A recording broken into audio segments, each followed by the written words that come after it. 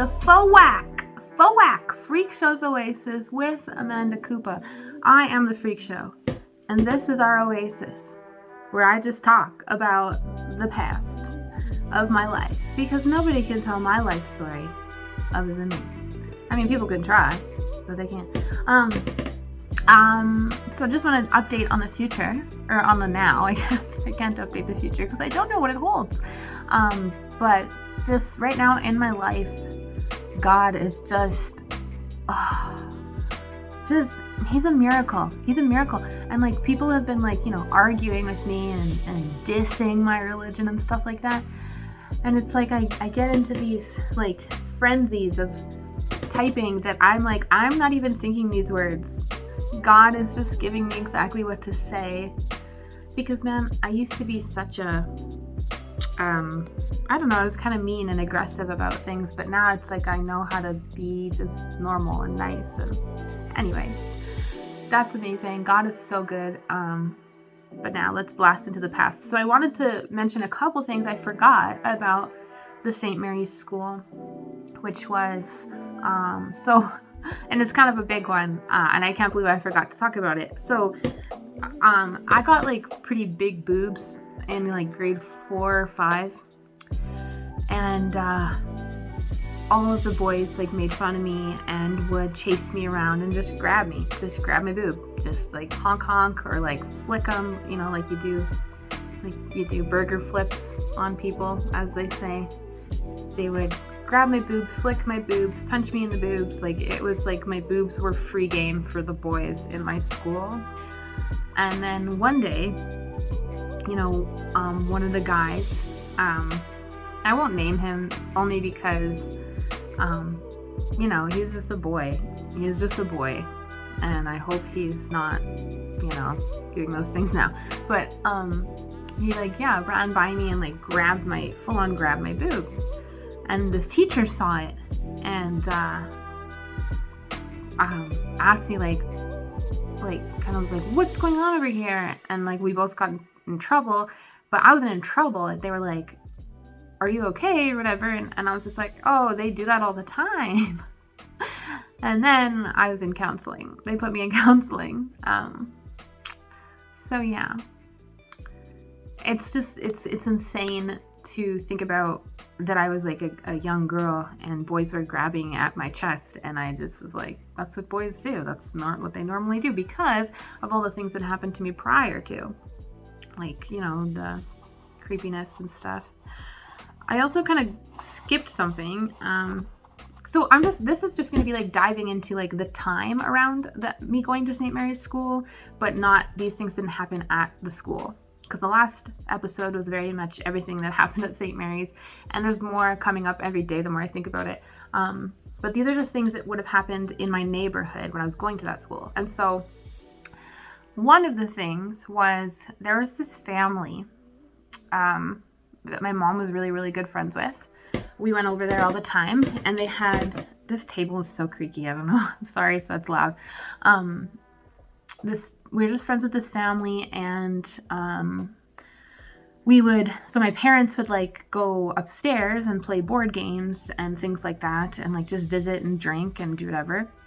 But then we would go into the basement and play video games or Lego with this guy named Ryan Tusky. And now he had a sister, Robbie Lynn, and she was my like friend. Like, she was a lot older than me, but she was my, I looked up to her. But when he wasn't around, or when she wasn't around, we would hang out with Ryan. I'm just going to pause this so I can turn my furnace off. And I can't. Anyways, so we would go in this basement, and this guy would like wrestle me and just grope me on this, like, so like you walk downstairs, and then there's a TV against the wall, and then there's a couple like little chairs that you'd sit in the chairs to play the video games, but then there's this bed behind the chairs for like their other son who would come and stay there or whatever. And when that guy was around, when the older brother was around, There's like Riley and Steven, I believe. When they were around, he didn't do stuff like that. But when they weren't around, when they were away, it was terrible. I hated going there because, yeah, he would just essentially pretend we were wrestling and just grope me. And I would try to get away and he would cover my mouth. And I believe that that is the main source of my trauma response when it comes to face masks. Because as many people know, because I was so publicly crying about it all the time, I can't wear a face mask in COVID. I never could. I got a doctor's exemption right away because as soon as I put one on, and I was one of the first people I knew to start trying to wear a mask because of the good of others, right? And so I would put on this face mask and my heart would beat and I would sweat and I couldn't breathe and I would just be like, and I would just feel like I was trapped and like I was scared and I would start crying and like my emotions, I just couldn't control them when I was wearing a mask. And so, yeah, I got this medical exemption and then I was fine, other than people hated me because I couldn't cover my face regardless. So anyway, yeah, this guy would just roll around and like grope me and like grab me, like never really. I remember one time he put his hands up my shirt for sure, but then he tried putting his hands like down my pants and I would literally like, that's when I would get rage and like out, cause like, it's like, whatever, if you're gonna frickin', like I would always struggling and just trying to get away from it and like, oh my gosh, I can just still even like, feel it, like it's just so disgusting. And I would always try to get away, but then when he tried to do that, I like bit him and like would like scream, like, and like, just so terrible. And like, yeah, just really awful experience. And like, again, like I never ever told my mom about it. Like I just never did because I don't know, I felt like I was going to be the one to get in trouble. And I believe he might have said that too. Like, don't tell your mom, no, you're wrestling because she'll get mad at you or something.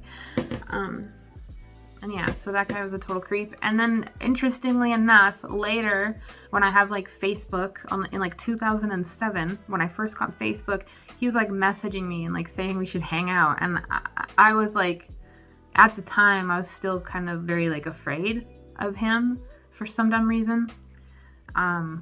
And then I believe I blocked him just so I didn't have to see him. But now another interesting point is, so there's a man, his name is Emery Pollock. No, that's the wrong Emery. Emery, that's the cool Emery. There's a cool Emery in my high school. Emery Palagi would be the last name. Which is now, anyways, he is now a transgender woman. He's a huge, tall, like kind of nerdy looking guy. Nothing wrong with him, except he's now identifies as a woman, which is like just totally crazy. But, part of me always wanted to reach out to him to be like, what did Ryan do to you? Right? Like, because if that was happening to me every so often when my parents would go over to that house, what was happening to him who lived right across the street and they were best friends and they hung out all the time. They were inseparable. Like, I believe it was probably maybe an abuse situation, and we know that many of those types of people who identify as different things when they're older suffered a huge amount of traumatic abuse as children or young people. And so I've always wondered that, but I never really got the chance to ask him because he was really rude to me and crazy to me, and he was just like, I forget, it was like during COVID, he was like, you're killing people because you don't wear a mask and you're not gonna, and just like about the vaccines and the whole thing. We had a whole debate, and he was like excessively rude to me.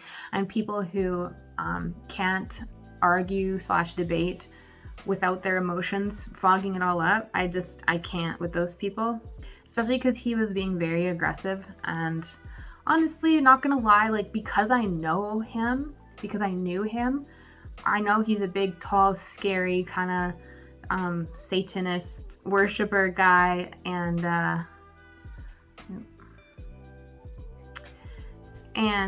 so I didn't want to stir that pot at the time. I just blocked him and forgot about it. But I think about that a lot because like even his sister Carolyn, we were really good friends. Something her and I used to do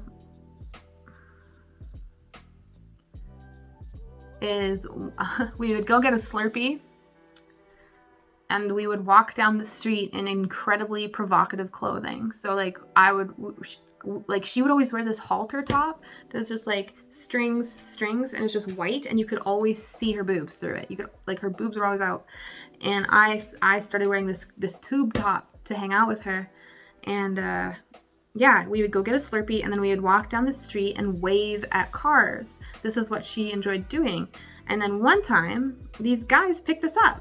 These older guys in a car picked up these two girls from elementary school. At this time, I don't know if we were in elementary school. I might have still been in elementary school, but she's a year older, a couple years older than me, a grade older than me at least.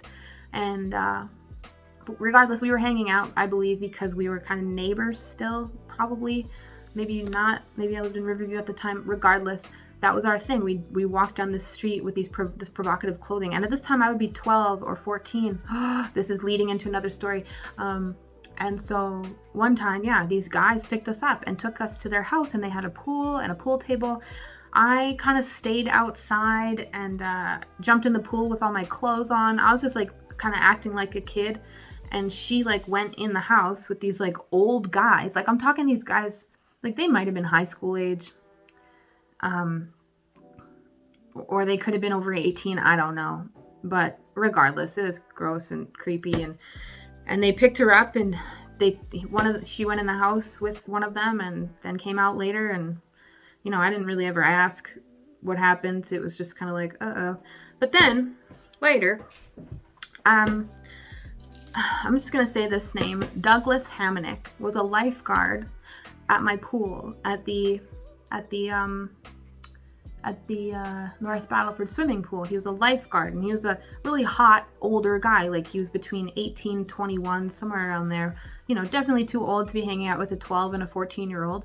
But we used to go swimming all the time, and you know, everybody had a crush on him because he's an older, you know, guy with his shirt off. He had tattoos. Like, he was a hot old guy, but he was paying attention to 12 and 14-year-olds. And so him and Carolyn had kind of like been dating or something, because they like had hung out before. Anyways, I don't remember how or why, but Carolyn and I went over to his house, to his apartment, sorry.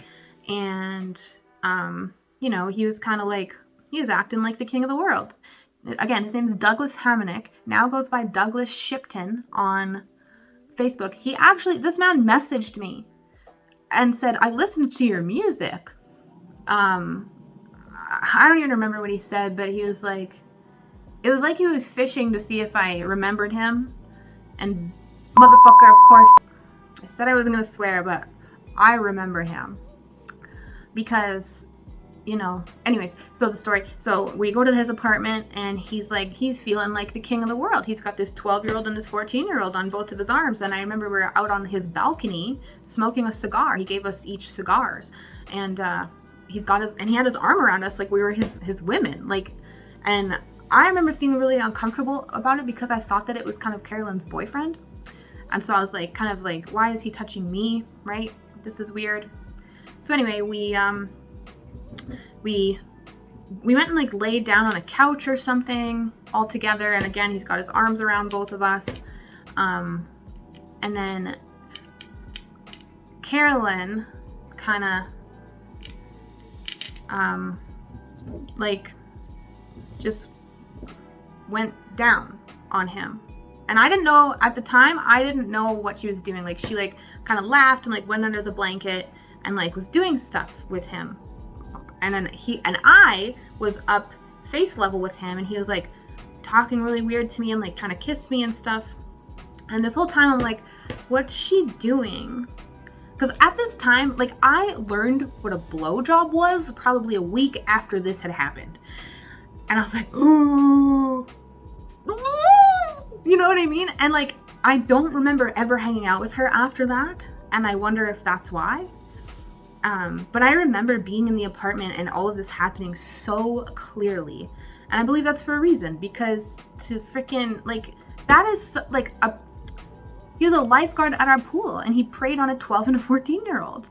And like, who knows how many other women from North Battleford had sexual relations with him underage. And interestingly enough, he now lives in Thailand, where he can freely molest and have sexual relationships with children, women, children. Yikes. Yikes. Anyway, so like, after that had happened, he like started phoning my house, and my mom answered the phone once and was like, and like, I think she like maybe called the cops on him, but she freaked out, flipped out, was like, this guy, you can't be talking to him, blah, blah, blah. And I was like, I was mad because I was like, Mom, like, how embarrassing, you embarrassed me in front of the hot lifeguard. And like, yeah, and then after that, I did not hang out with Carolyn anymore. And I, like, now, hindsight, like, did my mom tell me I couldn't? Did my mom call her mom? Like, what happened, you know? Yeah, and like, I've just always thought about that too, because it's like, she didn't deserve that. She didn't deserve to be preyed on by an older man. And you might think, oh, well, she chose to do that. She did what she did. But no, she's a 14-year-old girl, groomed by a lifeguard. And like, who knows what else happened to her? Because I know, as someone who kind of, you know, has done things out of character, because it's like, you feel like you don't have a choice, or that's just how you were raised, or that's what you were groomed into, like, knowing how to do or what to do. And so, yeah, I think about her a lot. Because, yeah, we were, like, really good friends. And I loved her. And she got taken advantage of by a creepy lifeguard guy who now is molesting kids all over Thailand. So, yeah, Douglas Shipton. I believe I have screenshots. Maybe I'll throw them up. Just such a creep. Like, I wonder if Canada could extradite him and charge him for all the North Battleford young women he took advantage of from being a lifeguard at the pool. Like, yeah, so, yeah. And then just separately, just down the street from Carolyn and Ryan's house, like, so Carolyn lived there and then Ryan lived across the street. And so, you know, and then just down the block, and then up a little bit was my house, and then but just down the block was my babysitter's house. And so I had this babysitter. Her name was Denise. She made the worst craft dinner ever. She made it with water instead of milk, and it was always sticky and disgusting. And she would fucking, I'm swearing because I'm angry, but she would scream at me if I didn't eat it. But I always said, like, it's gross. It doesn't taste like my mom's. Like, my mom made craft dinner with milk, like you're supposed to. And it was good and creamy and delicious. But she would make it with water.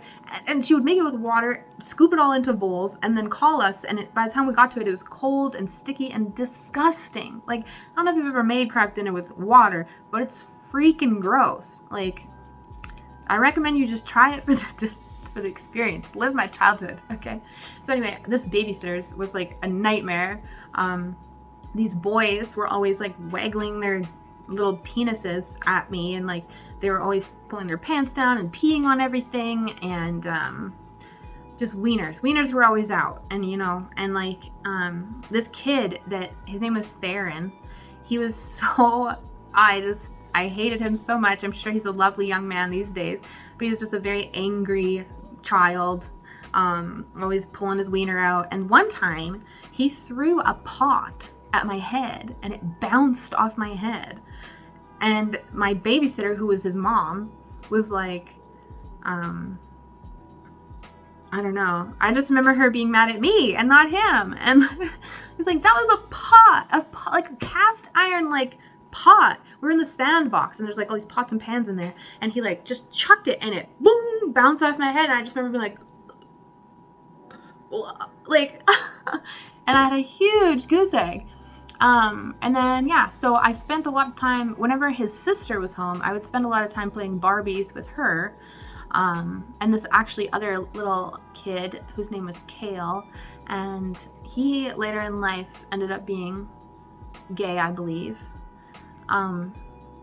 Not that that means anything, but I'm illustrating this because rumor has it, and I shouldn't even say this because it's a rumor, but I'm just going to say it anyway because I want, if anybody's watching this that can confirm, I heard that, like, that babysitter, like, her name was Denise, she had left her husband because he had been found to be a pedophile.